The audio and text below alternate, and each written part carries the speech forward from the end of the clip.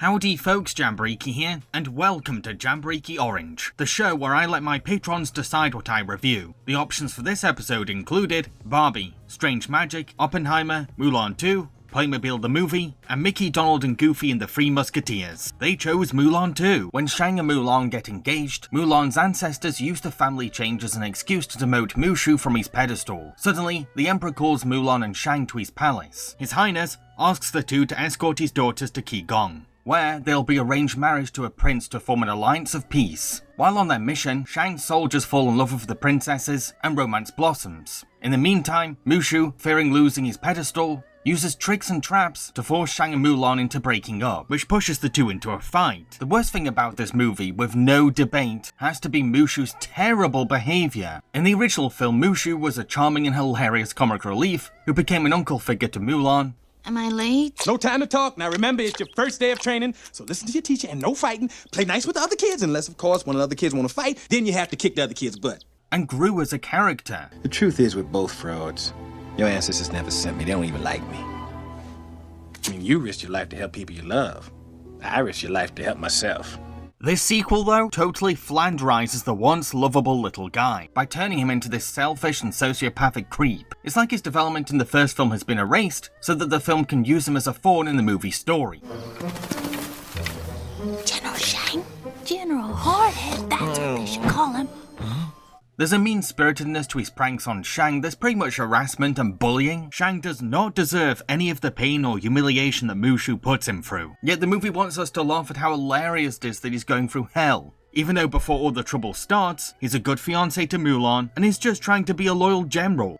In the film's beginning, concerns and questions are raised over Mulan and Shang's marriage potential, which is understandable and fair when they've not known each other for long. So, tell me, will it be a big wedding? Absolutely. Oh no, absolutely not. So, this sequel could have been an interesting test of those differences, in which the two are forced to see how strong their bond really is. However, because Mushu is actively interfering with Mulan and Shang's relationship by riling up both sides, thus bringing out their worst selves, we never get to see how these characters would naturally handle their differences. Don't play coy. I saw you outside my tent. What? I haven't left my post. And I suppose you weren't gossiping about me with the princesses. Shang, did that dip in the river get you waterlogged? And why are you talking with your hand over your mouth? I wouldn't want to peel your paint. Mulan and Shang have become caricatures of both sides of the love versus duty debate, with Shang being transformed into this salty, angry sourpuss who doesn't have any empathy for anyone's feelings.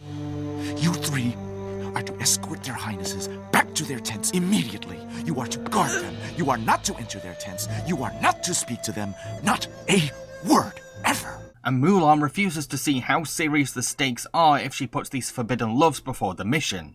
Yao and myself, Shampoo and Sue. And myself and Lingy Bear. I mean Ling.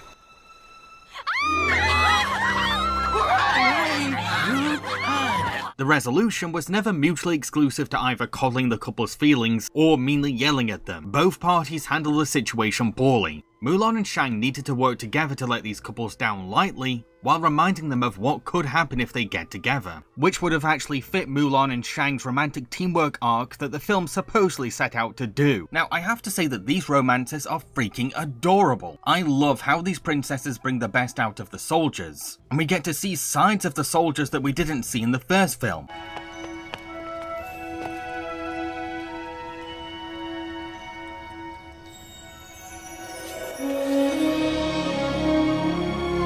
Oh, these glamorous princesses who come from luxury and privilege actually find attraction in men that don't fit the conventional idea of heartthrob, showing that despite their upbringing, they are not shallow women. It's a wonderful sentiment on how there's often someone for everybody. This also shows that these princesses with high expectations on themselves are just as human and weird as anyone outside royalty. I hate my laugh. What? It's adorable. I thought you didn't have a sense of humor. No sense of humor. Oh, and their date together in town is sweet nectar to me as a fan of romantic slice-of-life cartoons. I cannot get enough of how perfect and wholesome their time spent together is. But I still can't be on board with it all. Look, I do think it's unfair that these strictly raised daughters are marrying out of duty. I do feel sad that these promising love stories are forbidden. I understand why Mulan would protest against women being used as political peace offerings. and I think the fact this whole deal is the Emperor's idea goes completely against him learning to respect China's women at the end of the first film.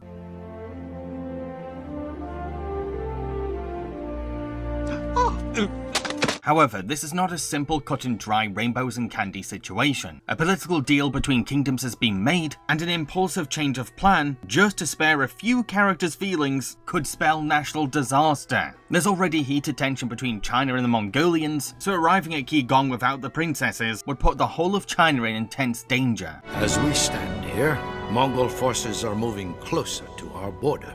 The threat of attack is growing every day. As it is, our army is hopelessly outnumbered. Now, sure, it's selfless of Mulan to offer herself as the replacement bride after she loses Shang to the river, but it's also very naive and reckless of her too. Luckily, the Qigong leader does accept this sudden change, because Mulan happens to be famous. But what if he found the offer insulting? What if he didn't buy Mulan's fake story about the princesses being killed? What if the prince rejected Mulan? No matter how you spin it, Mulan put her friend's feelings before the safety of China. Then, when Shang is revealed to be alive, he intervenes with Mulan's arranged wedding, so he too ends up endangering China. This is outrageous! You will leave at once! I'm not going anywhere.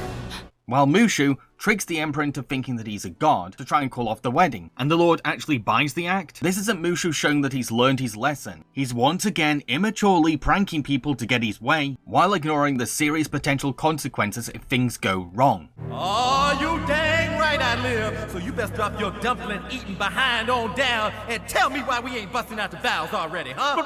But your greatness, General Li Shang, is not the son of Qigong.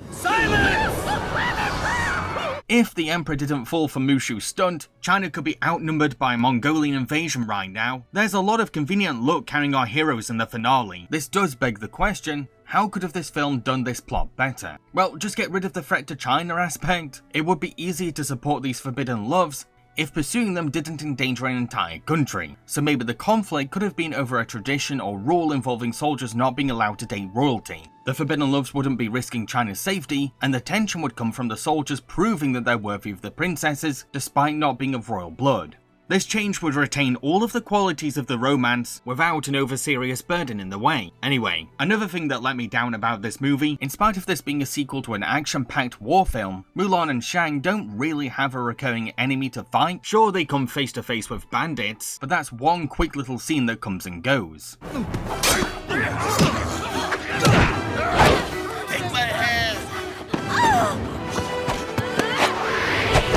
Even though Shang and Mulan are legendary warriors, the film focuses way more on their manufactured fallout. Imagine making a sequel to a film starring a feminist action heroine, and you barely let her use her sword or martial arts skills. Yeesh.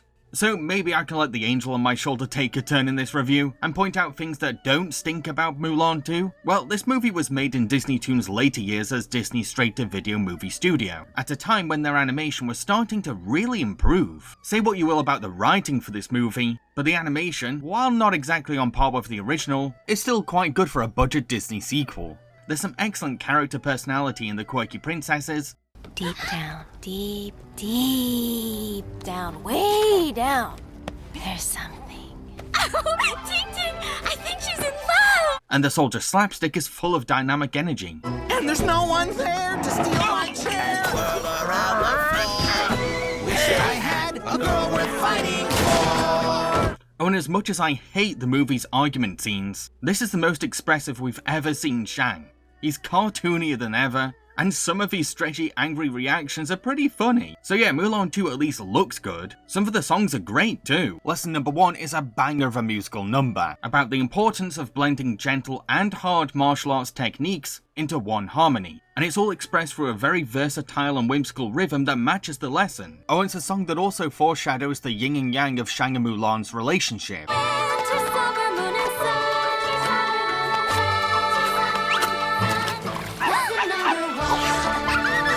While I Wanna Be Like Other Girls is a high-spirited and bubbly song about defiant rebellion that lets all three princesses' personalities and their sisterly bond shine through. I wanna be like other girls, scream up my knee like other girls can. To conclude, Mulan 2 has all of these adorable quirks and fun ideas with potential, but it butchers all that promise as a sequel by going for forced melodrama over natural storytelling. There's little stuff here and there to praise and cherish for sure, it just kind of fails as a whole though. What did you think of Mulan 2? Let everyone know in the comments. So what am I going to be reviewing in the next episode of Jambareeqi Orange? Well, that's entirely up to my patrons. The options for the next episode are Brother Bear 2, Happily Never After, Orion and the Dark, Has Been Hotel, Megamind vs. the Doom Syndicate, and The Creator. Don't forget that you have to be a patron to access this poll. What is a patron? Don't worry, I'll explain. This is my Patreon. It's a site for my fans to support me financially on through a monthly basis.